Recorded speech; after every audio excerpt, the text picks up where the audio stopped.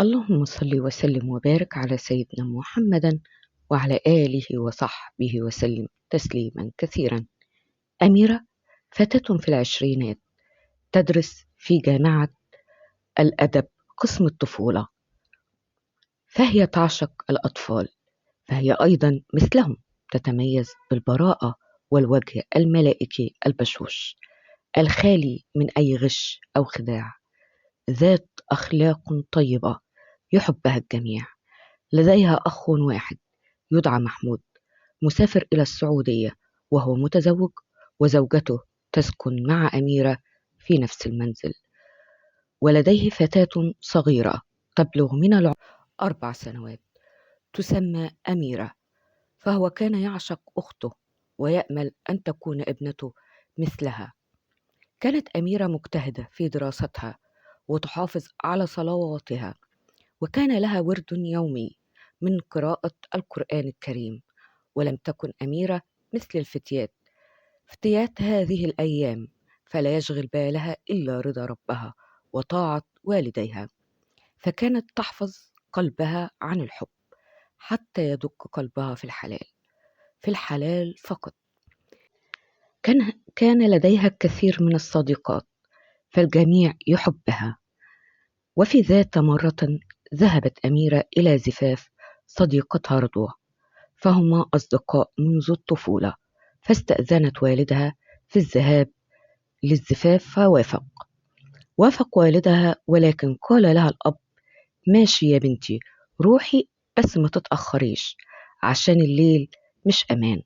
فردت أميرة قائلة: حاضر يا بابا، أنا هروح وأرجع بدري، وكمان هرجع مع أصحابي، ما تقلقش عليا. فتزينت أميرة ببعض المكياج الخفيف الذي يضفي على جمالها جمالا، وعند نزولها من باب الشقة رأتها ابنة أخيها أميرة الصغيرة، فتعلقت بها وأرادت الذهاب معها، فقد كانت تحبها كثيرا. ونظرا لحب أميرة لابنة أخيها لم ترفض أن تأخذها معها إلى الحفل. وهناك تجمع الأصدقاء وجلسوا يتسامرون، فقالت رنا: البت رضوى ما شاء الله عليها قمر، وهي جنب جوزها، عقبالنا يا رب، نفسي اتجوز بقى. ردت عليها هنا: يا رب، وانا كمان، ربنا يحرسك يا رضوى ويسعدك، فلتي من الشلة يا محظوظة. ردت عليها صديقتها أميرة وقالت: عقبالكوا كلكوا يا بنات، الواحد مبسوط قوي إننا متجمعين، ويا رب دايما متجمعين في الخير. يلا نقوم نسلم على رضوى عشان نمشي. ردت عليها رنا: يوه، هنمشي بسرعة كده؟ لا، نستنى شوية كمان. قالت لها أميرة: ماشي، بس مش هنقعد كتير عشان ما نتأخرش. رنا وهنا في نفس واحد: ماشي. على الجانب الآخر كان يجلس أهل العريس مصطفى وأصدقائه، وكان من بينهم شاب يدعى أحمد، فهو ابن عم مصطفى وصديقه المقرب أيضا. أحمد شاب تخرج من كلية الطب حديثا، ويعمل في إحدى المستشفيات العامة. والدة مصطفى: عقبالك يا أحمد، أشوفك عريس زي ابني مصطفى كده، مع الإنسان اللي تستاهلك يا ابني، أنت تستاهل كل خير. كفاية وقفتك جنب مصطفى في عز انشغاله بتحضير الفرح. رد عليها أحمد: ما تقوليش كده يا عمتي، ده مصطفى أخويا وصاحبي، ولو ما وقفتش معاه مين هيقف معاه؟ ده احنا متربيين سوا. ردت والدة مصطفى: ربنا يخليك يا ابني. وراحت والدة مصطفى لتستقبل باقي المعازيم. والدة أحمد تقول له: ها يا ابني، لسه ما لقيتش حبيبة القلب؟ يا اخويا، أنا مش عارفة هتلاقيها فين اللي انت مستنيها دي. ورسم لها صورة في خيالك. ما عندك البنات كتير اهو في العيلة، أمارات، ولا شوف أهو الفرح مليان بنات يا ابني، اختار لك واحدة، نفسي أفرح بيك بقى. رد أحمد وهو بيضحك: كده يا حاجة، إحنا دخلنا في الجد، أقوم أنا بقى أشوف أصحابي. ترد عليه أمه: ربنا يهديك يا ابني وافرح بيك قريب. وقام أحمد من مكانه وذهب إلى أصدقائه، وظل الأصدقاء يتحدثون حتى قال أحدهم: أصحاب العروسة لابسين ومتشيكين على الآخر وعلى سنجة 10 عشان يحصلوا صاحبتهم، بس ما فيش واحدة منهم عدلة. فضحك الجميع ونظروا على الجانب الآخر، فجاءت عين أحمد على تلك الترابيزة البعيدة التي تجلس عليها أميرة وزميلاتها، فلفتت نظره تلك الفتاة الرقيقة المنمقة في هندامها والبسيطة في ملامحها. فعندما رآها أحس أن قلبه قد اهتز فجأة، وشعر شعور غريب. وعندما رأى أميرة تبتسم شعر وكأن العالم كله يضحك له، تعجب مما هو فيه. ولكن عندما دقق نظره فيها وجد معها فتاة صغيرة تداعبها، فاعتقد إنها متزوجة، وأدار نظره مرة أخرى عنها وقال في نفسه: يا بخت اللي فاز بالملاك، يا بخت اللي فاز بالملاك ده. نعم، إنها كانت أميرة، والفتاة الصغيرة هي ابنة أخيها، فقد كانت تشبهها تماما. عادت أميرة إلى المنزل وبدلت ملابسها وذهبت في نوم عميق. وعلى الجانب الآخر عاد أحمد من حفل زفاف ابن عمه، وذهب في نوم عميق. رأى أميرة في الحلم تلك الفتاة التي خطفت نظره وقلبه من النظرة الأولى في حفل الزفاف، فقد رآها تمشي معه وتضحك وتتحدث إليه، وفي قمة فرحه يدق منبه العمل. أحمد: يوه مش خالص، صحتني من أحلى حلم في حياتي، بس إزاي قلبي اتعلق بيها كده؟ لأ، اجمد يا واد. وبعدين يوم ما تتنيل تحب وتحلم بواحدة أهي طلعت متجوزة، بطل بقى. واستيقظ أحمد وذهب إلى عمله، ومرت الأسابيع والشهور، وتعبت والدة أميرة جدا، اضطروا لنقلها إلى المستشفى. وهناك فوجئ أحمد بأميرة للمرة الثانية يراها، ولكن هذه المرة مع والدتها. فعندما رآها شعر بنفس الشعور الذي شعر به أول مرة، فقد اهتز قلبه وظل يدق دقات سريعة جدا، وكان فرحا لأن القدر كتب له أن يراها مرة أخرى. أحمد قائلا لأميرة ووالدها: ما تقلقوش، هي كويسة الحمد لله، ما فيهاش حاجة، هي بس شوية إرهاق، وأنا هكتب لها على شوية فيتامينات وهتبقى كويسة. وهنا نظر أحمد إلى يد أميرة بسرعة، فلم يجد بها خاتم يدل على إنها متزوجة أو مخطوبة.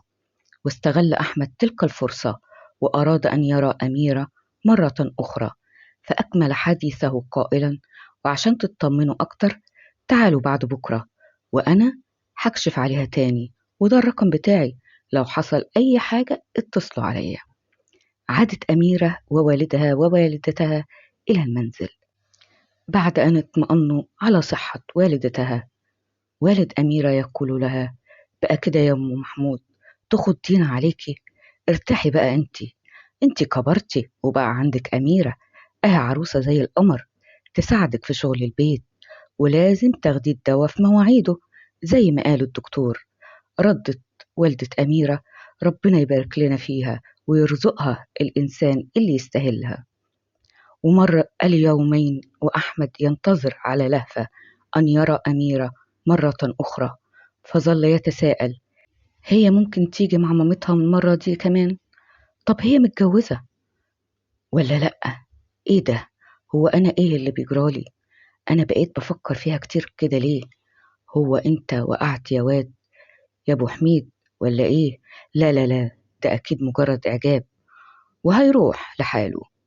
وأثناء حديث أحمد مع نفسه دخلت أميرة ووالدتها، فيرقص قلب أحمد فرحا بمجيء أميرة ولكنه إلى الآن لا يعرف عنها شيئا.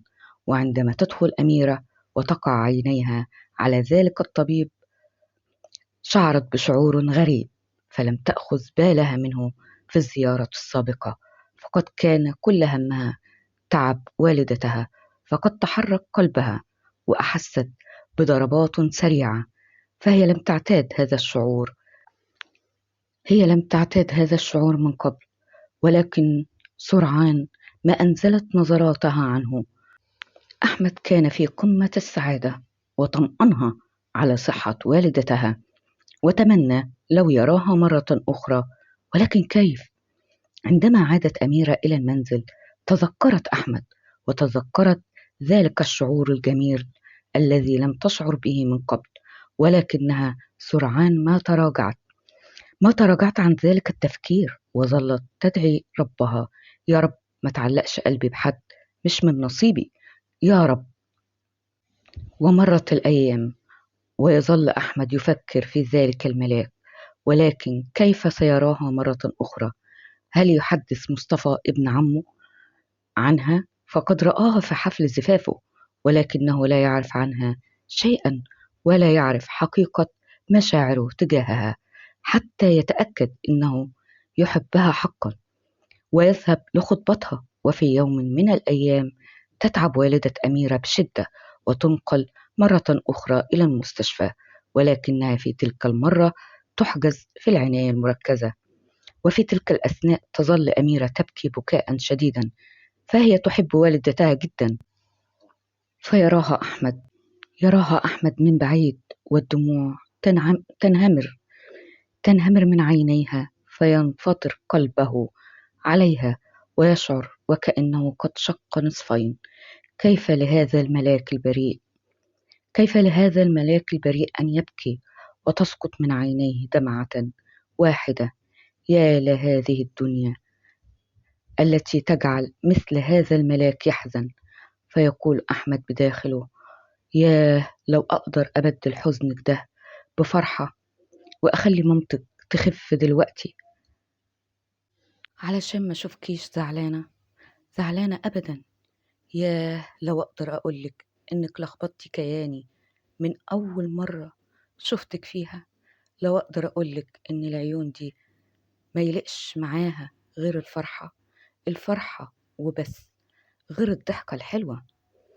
فيذهب أحمد ليطمئنهم، وفي هذا اليوم يظل بجانبهم ويتصل بمنزله ليقول لوالدته إنه سوف يسهر بالخارج ولن يعود من العمل. فيقول له والد أميرة: كتر خيرك يا ابني، تعبناك معانا، مش عارف أودي جمايلك فين. يرد أحمد: جمايل إيه بس يا حاج؟ دي زي والدتي بالظبط، وإن شاء الله تقوم بالسلامة. رد عليه والد أميرة: يا رب يا ابني، لحسن أميرة بنتي روحها فيها، دي بترفض عرسان كتير عشان تفضل قاعدة جانب مامتها تخدمها. عندما سمع أحمد هذا الكلام يسرح بخياله قائلا: أميرة؟ ياه، انت فعلا اللي زيك ما يتقالش عليه غير أميرة، في رقتك وفي أسلوبك وفي كلامك وفي ضحكتك. انت أميرة وأجمل بنت في الدنيا دي. يا رب تكوني من نصيبي يا رب، يا رب أعرف أفوز بيكي. وتمر الأيام، وأحمد وأميرة يتقابلوا كل يوم، ويعرف أحمد الكثير عن أميرة وعن عائلتها، وكل منهم يشعر بالحب تجاه الآخر. ويظل أحمد يدعو الله أن يكتب له هذا الملاك ويكون من نصيبه، وتظل أميرة تدعو الله أن لا يعلق قلبها بمن ليس من نصيبها. ويمر أسبوع وتشفى الأم تماما وتخرج من المستشفى. وهنا يذهب أحمد إلى ابن عمه وصديقه مصطفى، ويحكي له كل ما حدث، ويطلب منه أن يسأل زوجته عن كل ما يخص أميرة. بالفعل يذهب مصطفى ويسأل زوجته، ويحكي لزوجته رضوى عن الموضوع، ولكن بشرط ألا زميلتها به. وبالفعل تقول أميرة لمصطفى إن إن أخلاق وحب الناس لصديقتها وتحدثها عن وفائها وبراءتها، ويخبر والدته ووالده، ويوافق الأبوين، ويتصل أحمد بوالد أميرة ويطلب منه أن يأتي لزيارتهم ليتقدم لخطبة أميرة.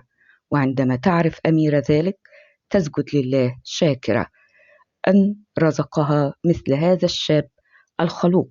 فكان الجميع في المستشفى يتحدثون بأخلاقه، وبالفعل يتم خطبتهم ويتعهدان أن يصليا يوميا ركعتين شكر لله، شكر لله على أنه جمعهم معا على خير وسعادة.